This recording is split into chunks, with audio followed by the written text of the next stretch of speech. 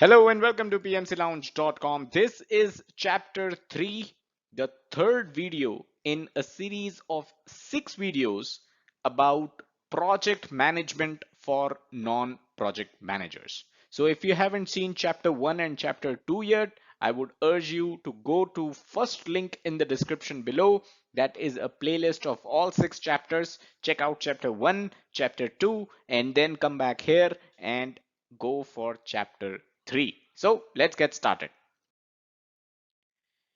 Chapter 3 is all about building a team. It is important to understand that project management is a lot about people management. Some people say project management is people management. Now, I don't personally agree to it because I think there is a lot more to do in project management than just people management, but definitely building a team, managing people is a big part of being a project manager. So why build a team to begin with? Why can't you deliver the project on your own? Well, that's not possible, right? Because most projects are going to require a wide variety of skills. So let's say your project is to construct an office building, a commercial building. Can you do it yourself? Of course not. You would need people with wide variety of skills. You need architectures, you need civil engineers, you need laborers, you need painters, you need electricians, you need people with all kinds of skills.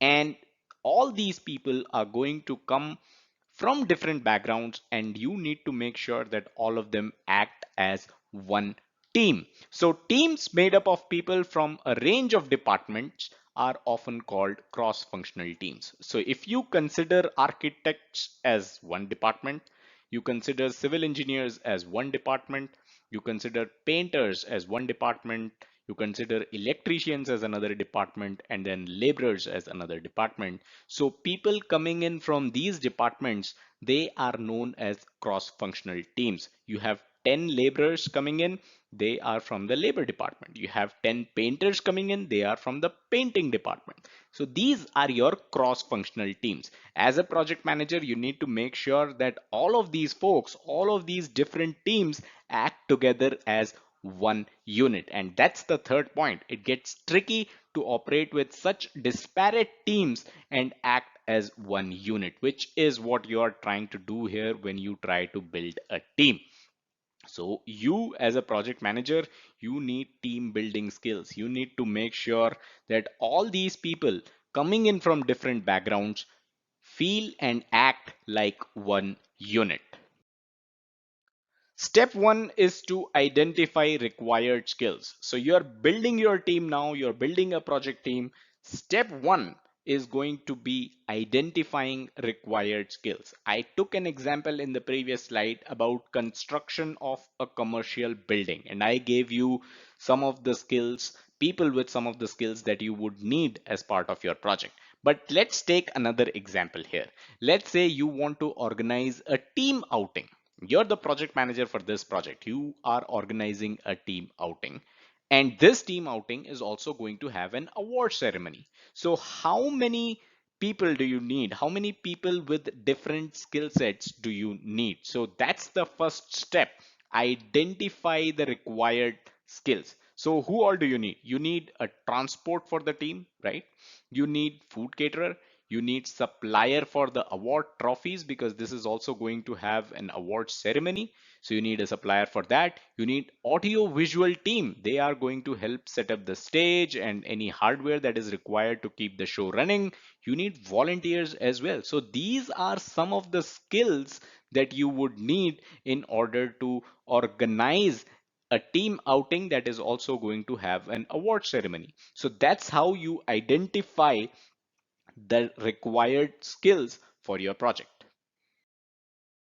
Step two is all about paying attention to personality types. Now, you already know that there are people with different skill sets and different backgrounds that are going to be working on your project. But that's their job. Why should you get personal and identify their personality type? So, although this might be something that sounds trivial, but is actually very important.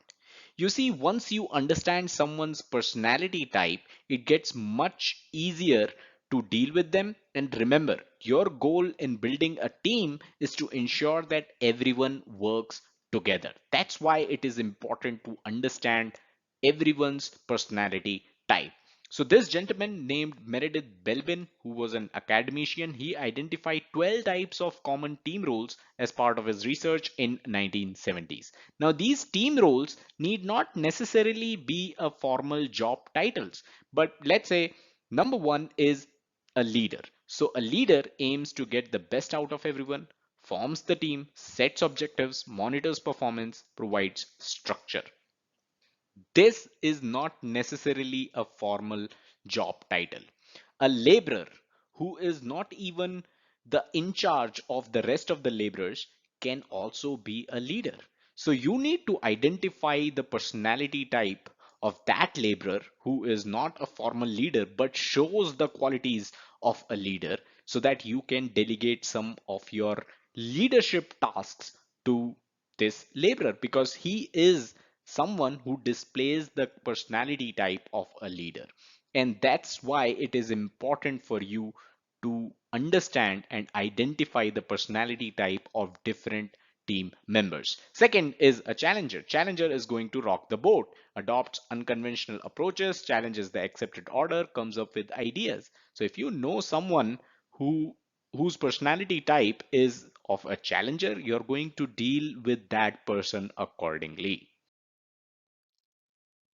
Number three is an expert. Experts provide specialist advice. Experts provide professional viewpoint. They are often from an external source or an external department, let's say accounts or IT. So if an expert from the accounts department is assigned to your project, they are going to come in every now and then, every once in a while, and they are going to look into your accounts, they are going to look into your budget, your expenses, and they are going to do their accounting stuff. So you are going to be dealing with an expert in a different manner than how you would deal with a leader or with a challenger.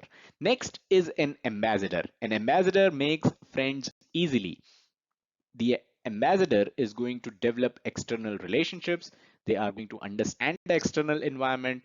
They often sell their team. So they have that marketing capability as well. So the next time you have a meeting with the project sponsor, by the way, a project sponsor is someone who funds the project. So the next time you have a meeting with the project sponsor, an ambassador is actually a good person to take along with you in that meeting, right? Because they understand the external environment, they understand the external relationships, they have the capability to sell the team. Number five is a judge. A judge is down to earth, logical, careful. They listen, evaluate, ponder before deciding. They avoid arguments, they seek truth and the best way possible. So let's say there's an ongoing conflict within your project. Can you involve the person with the personality type of a judge to come in and offer you help? You definitely can. Next is an innovator. An innovator provides the source of vision, ingenuity, and creativity, uses imagination, motivates others, evaluates and builds on ideas, deals with complex issues. So let's say you have a brainstorming session as part of your project. These are the personality types. Innovators are the people that you're going to definitely make sure that they are part of this brainstorming session. Next is a diplomat. Diplomat steers team to successful outcome. They are influential. They build alliances in and out of the team. They are good at negotiating. They aid agreement. They often become the leader at difficult times. So let's say there is a change request meeting that you have, and you are going to be explaining why this change request came in as part of your project. You can definitely include the diplomat with you as part of that change request meeting because they are good at negotiation. They are going to aid an agreement. They are influential. They have all the capabilities that you need as part of that change request meeting. Number eight is a conformer. Conformer is someone who is helpful, reliable, cooperative, fills gaps, jack of all trades, and a conformer is someone who seldom challenges authority. So let's say you are going to be skipping a team meeting. Can you ask someone with the personality type of a conformer to run that meeting for you? Of course you can, right? So that is why when you understand personality types of different team members of your projects, you can make use of them in the best way possible. You can make use of their qualities in the best way possible. Next is an outputter. An outputter chases progress. An outputter is going to be self-motivated, focus on tasks and results, imposes timescales, checks progress, intolerant of other people. So let's say a team is not doing well. Can you assign this outputter to that team to monitor their progress and tell that team that this person, so and so person, is going to be keeping track on your progress? Well, this guy is definitely going to make sure that your project comes back on track. Next is supporter or a mediator. Focuses on team relationships, builds morale, resolves conflict, gives advice, supports, and encourages. So, this is definitely someone who can work with you in building the team, right? Next is quality controller, ensures tasks are done well. The quality controller is going to check the output, preoccupied with high standards, focuses on quality. And finally, the reviewer who monitors performance, observes, reviews performance, promotes feedback, looks for pitfalls. These two personality types are actually someone that are again a good fit to be assigned to track the progress of some other team as well, because they are someone who are going to focus on quality, who are going to look for pitfalls, who review performance, who basically checks for outputs and do stuff that is very, very necessary for you to track the progress of different teams. So those were the 12 different personality types. I hope you understand why it is so important for you to identify these personality types and make use of the qualities of these folks on your project team. Let's move on to step 3. And before we do so, I'd quickly like to remind you, if you are looking for PMP certification, then all our PMP courseware articles and videos, they are available for free on this link, pmclounge.com/PMP training. Check it out. Step 3 is the stages of team formation. Now, you cannot really expect a group of people to act like a team since day one. You know, they've just met, they've introduced themselves to each other. You cannot call them a team just now. So, if you have seen any of the superhero movies with ensemble cast specifically, you will observe that there are actually a lot of conflicts and arguments in the beginning. They do not behave as a team initially. So that's something similar for your project teams as well. That applies here as well. So if no one in your team seems to be getting along and all you deal with are conflicts and arguments, there are high chances that your team is in a certain stage. There are 4 stages of team formation. One of them is where the team is involved only in conflicts and arguments. Let's look at the 4 stages of team formation. Number 1 is forming. This is when the team has just gotten together. They have introduced themselves to each other. The excitement is high. Everything is new. So this is the forming stage of team formation. Next is storming. Now, storming is when the project work actually begins. When the work begins, the personalities begin to show, right? We have talked about the 12 different personalities, and those personalities begin to show here. This is where uncertainties of others and their abilities can lead to conflict. People are not open and honest in this stage, and this is the reason why you have conflicts and arguments in this stage. A laborer could be a leader, but if his formal job title is not that of a leader, other laborers might not follow him because people are not open, they are not honest in this stage. So once you are out of this stage, then it is possible that other laborers also treat this fellow labor who does not have a formal job title of a leader, but they still treat him as a leader. That's when you have a team. Right now, your team is in storming stage and all you see are conflicts and arguments. Third stage of team formation is known as norming. Now, you as a project manager, you need to ensure that the team moves from the storming stage to the norming stage as soon as possible. This is where the confidence is going to improve. The confidence of the team members, that is. This is where difference of opinions are actually respected and not fought on. You don't have conflicts because of difference of opinions. Difference of opinions are actually respected. Goals become manageable. The flowers blossom. Spring is here and everyone starts to work together. Norming is the stage when that labor who did not have the formal job title of a leader but had the personality type of a leader, he will find followers in the norming stage because the confidence has improved. Everyone can start working together now. Next stage is performing, and this is the stage where you as a project manager can take a week's leave that you have been planning for so long. You can go on a vacation because in the performing stage, the team becomes fluid.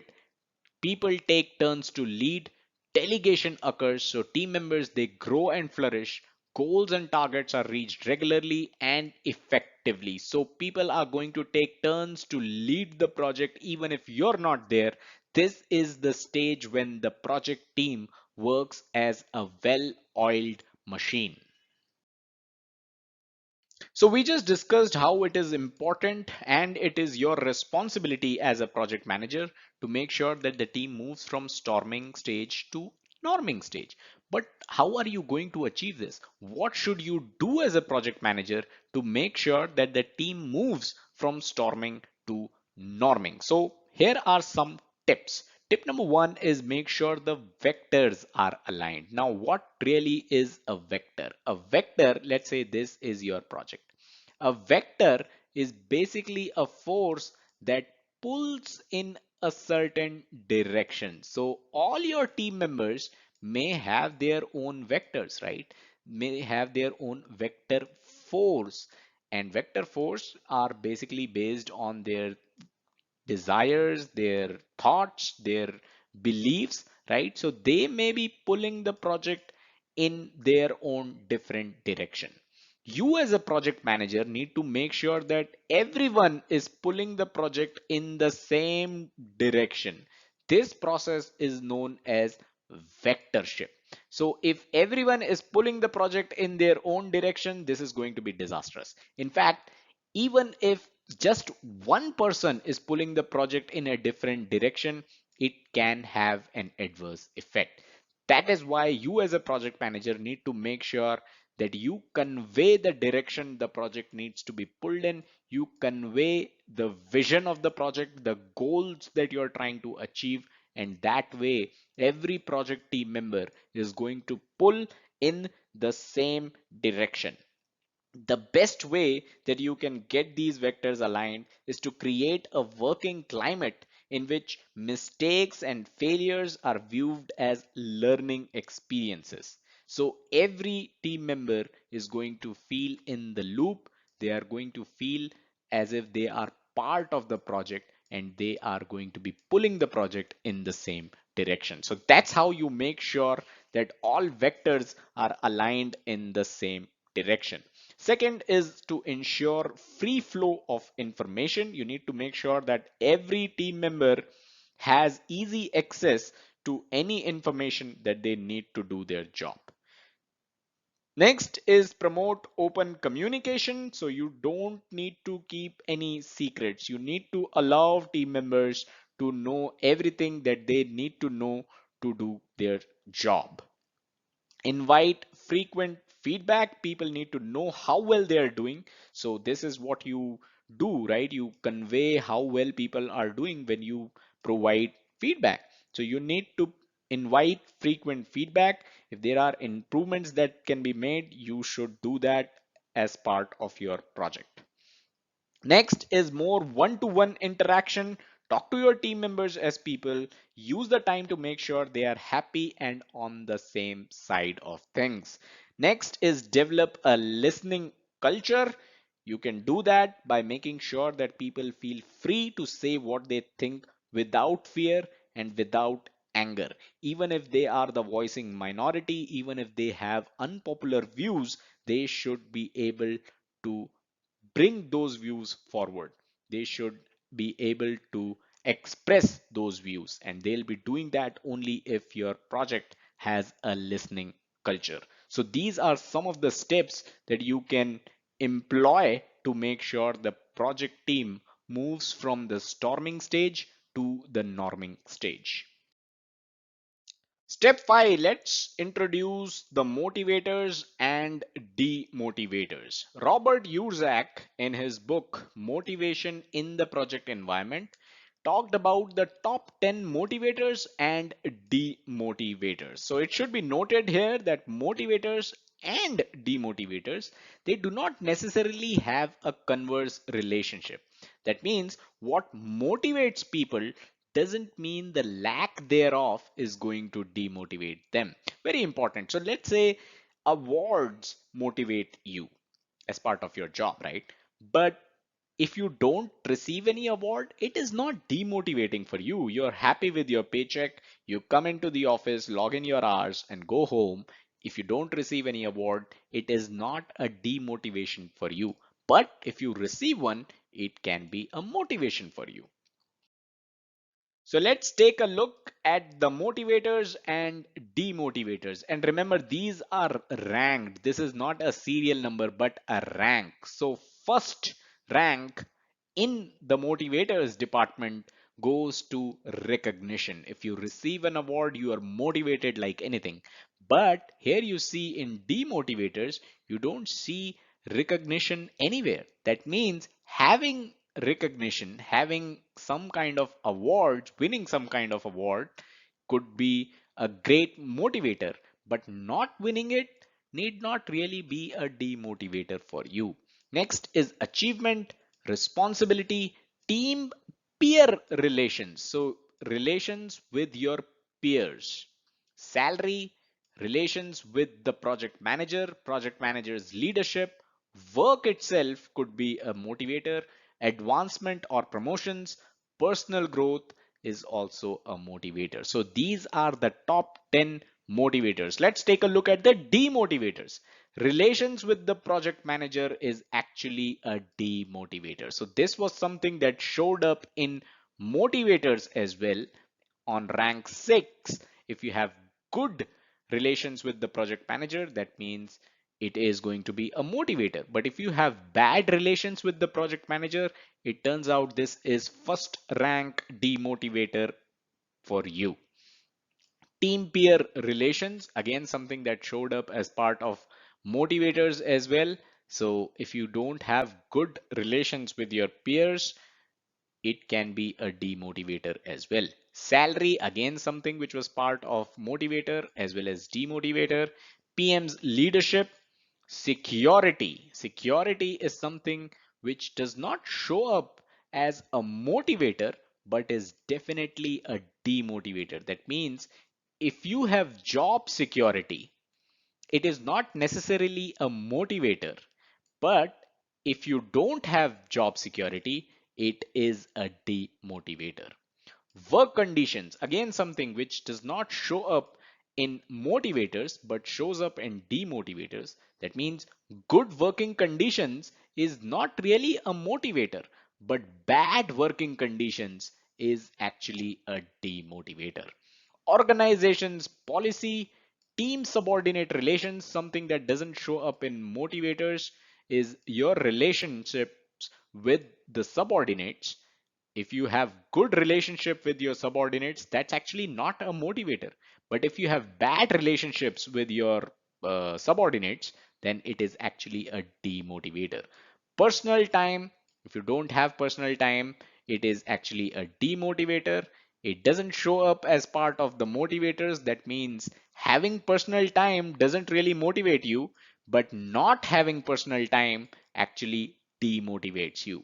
Title or status or job role, your job title is also something that is actually a demotivator, but not a motivator.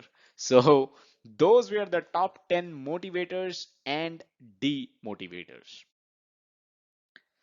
Step 6, let's talk about delegation. You as a project manager need to do a lot of delegation.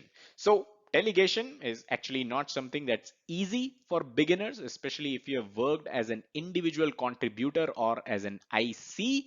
All this while, delegating could actually be very difficult for you. So some points that you need to note with respect to delegation are: you don't always have to delegate downward, that is, to your subordinates. Actually, you can even delegate upwards. You can ask something to be done by your manager, let's say an escalation or something, right?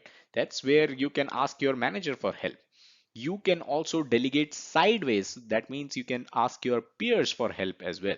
So delegation is not something that you should always do downwards, you asking your subordinates to do stuff, but you can also delegate upwards as well as sideways. Next is to make sure the task is broken into manageable chunk and a deadline is communicated while delegating. So you cannot delegate something which is unmanageable. You cannot delegate something without any deadline, because that opens the doors for ambiguity.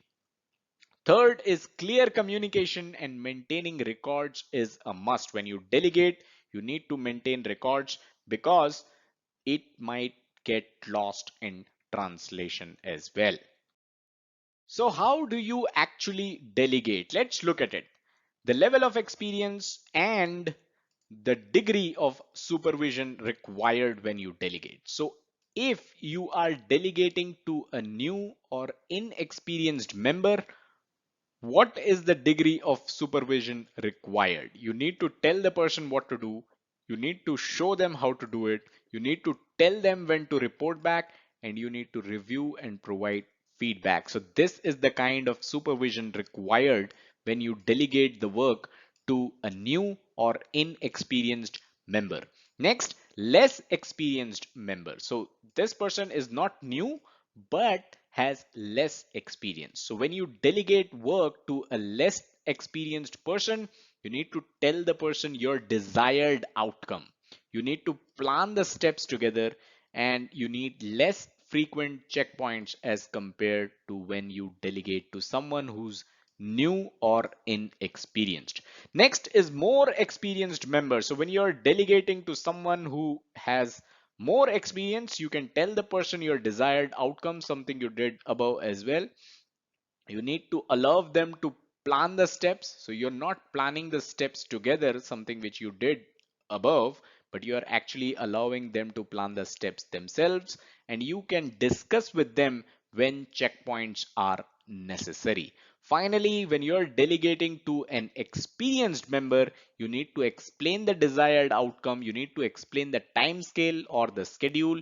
You need to explain checkpoints if there are any, and you need to let them do their job because they have the experience, they can get it done.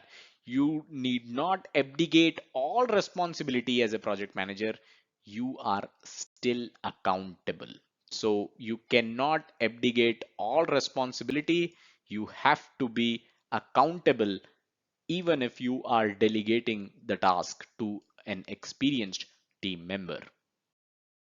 So step 7, last step in this chapter, is about resolving conflicts. How do you resolve conflicts? Now, a project will have conflicts. That is a fact. Actually, some people believe that projects are breeding ground for conflicts. specifically because projects are temporary, they are change prone, and they have high ambiguity, right? So projects will have conflicts, like I mentioned earlier. So how do you deal with conflicts? Here are some of the ways of dealing with conflicts. Number one is recognize. So conflicts, they can be overt or covert. Overt means conflict is clearly visible with identifiable cause as well, or covert, which means it is bubbling under the surface and the cause is also less obvious. So the first step in resolving a conflict is to recognize what kind of conflict is it. Number two is monitor. You need to look out for early warning signs in order to deal with conflict quickly before it gets out of hand. Early action saves time and stress later. So if you see that a conflict might grow later, a conflict is there, it exists, and it will only get worse from here, it is best to take early action. It is going to save time and a lot of stress later in the project. Number three is research. You need to spend time finding the true cause of conflict. Who are the people that are involved? What are the potential effects of this conflict? Try putting yourself in the shoes of others, also known as empathy, as it can help you understand and empathize better. So you need to do your research. You cannot resolve conflicts without doing research. Number four is plan. You have to have a plan. Encourage all those involved to be open in their interactions with others. Ask them to write down their thoughts and feelings if that can help express themselves logically and constructively. When people speak, they can speak everything under the sun. But if you ask them to jot down their feelings, they can be much more brief and they can be much more to the point. Finally, number five is you need to tackle conflicts. How do you do that? It is very important to give everyone a chance to present their point of view and you need to acknowledge them. So listen to everyone, acknowledge their point of view as well. You need to avoid the fight or flight mentality as it will only make things worse. So the fight or flight mentality is whether you are going to fight or whether you're going to run away. So are you going to negotiate, resolve, you know, take it in a negative connotation, or are you going to run away from the conflict, right? So this, both of this are going to make things worse. So you need to be assertive, but you don't have to be aggressive. You need to encourage the people involved to come up with their own solution. This is the best way of resolving conflicts. Ask the people involved to come up with their own solution in resolving conflicts. Finally, what you can do is suggest a constructive way forward. This is how you tackle to resolve a conflict. So here are some quick wins for this chapter: building a team, identify the skills needed to make the project happen, and find the people with those skills. So identify what skills you need, find people with those skills. A great team is made up of mix of personalities. So don't just recruit people like you. We discussed 12 different types of personalities. You need to have a mix of all those personalities or as many of those personalities as possible. That's how great teams are made. Understand the different stages of team formation. We discussed the 4 stages of team formation. Don't shut yourself away in your office. Talk to your team regularly, provide them feedback, make sure they move from storming stage to norming stage. Recognize what factors motivate and demotivate people. We talked about the top 10 motivators, the top 10 demotivators. You need to recognize which ones of them actually motivate and demotivate the people in your project team. Don't shy away from delegating. We talked about how you can delegate, spot conflict as early as possible. That helps save a lot of time and stress later on in the project. And finally, keep your eye on the bigger picture when you're doing all this. So those were some of the quick wins for this chapter, building a team. Next chapter is chapter 4, which is all about working with project stakeholders. You can click the link on your screen right now or the first link in the description below. I will catch you there and we will talk about how you can work with the project stakeholders. See you there.